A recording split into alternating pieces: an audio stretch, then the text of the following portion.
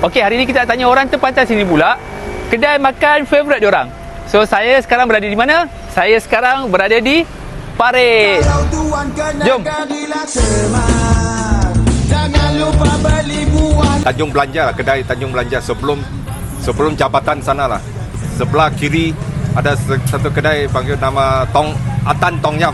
Sana banyak favourite ada. Salah satu nasi goreng lah, nasi goreng kampung. Tapi saya memang makan special. Saya panggil dia nasi kampung.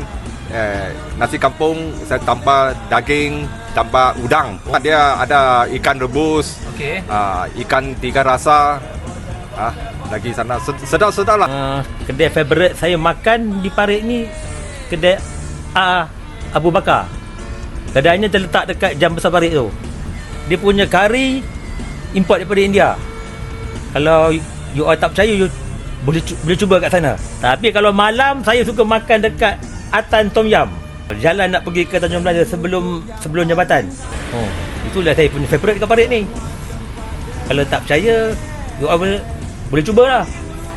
Saya suka makan dekat Mi Hailam. Dekat sini famous Mi Hailam di Perak. Ramai orang yang datang kat sana. Lepas tu saya pun boleh lah, okey lah. Media sedap, kenyal, daging dia pun terasa. Mi Hailam Parit sangat sedap kerana kuahnya sangat pekat dan manis. Mi Hailam Parit, dia punya servis dia okey. Kedai Usop.